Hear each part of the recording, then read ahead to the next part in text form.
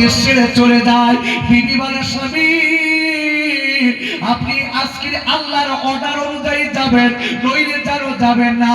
বলে আমার আল্লাহর অর্ডার আমি সব মানি, কিন্তু আল্লাহ গজব দেবে কেন দেয় না, আল্লাহ কোন দিন দেবে তাও তো বলে না। চলো চলো বিবি এখান থেকে চলে যায়।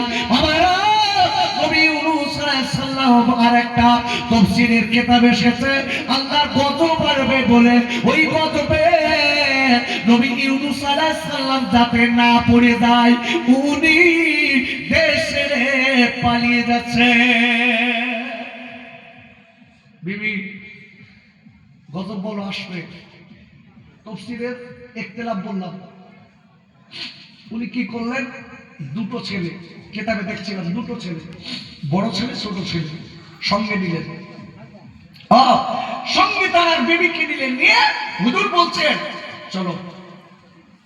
বিবি বলছে আল্লাহর অর্ডার, বলছে চলো।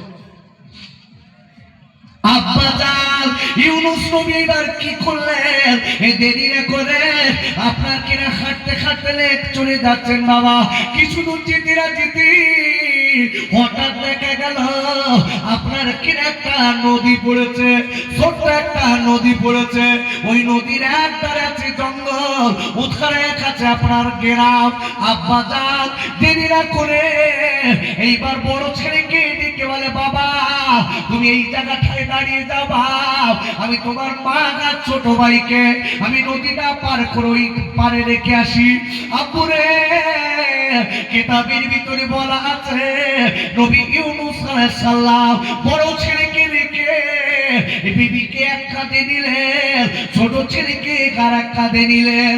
তোমার পরে এইবার হচ্ছে আপনার নদীর মাঝখানে চলে গেছে। বাবা হঠাৎ করে নদীর স্রোতে আপনার বিবি হাত থেকে ফসকে গেল, বিবি ধরতে গেছে, স্রোতের টানে চলে যায়।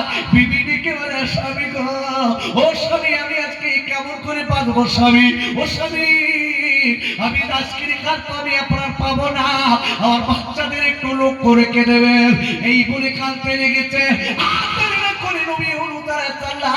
নিজের বিবিকে ধরতে যে বাবা হঠাৎ ছোট বাচ্চাটা ফসকে গেল, ছোট বাচ্চারা হাবুডুবু কাঁদ, ছোট বাচ্চারা একবার উঠে আল্লাবে বিবিকে স্বামী গো আমার খলিদার টুকরা কাজকে ডুবে যাচ্ছে।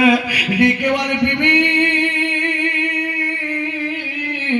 আমার কিছু করার নেই বিবি, ওদিকে আবার আর একটা ছেলে আছে বিবি, পিছনে আছে জঙ্গল।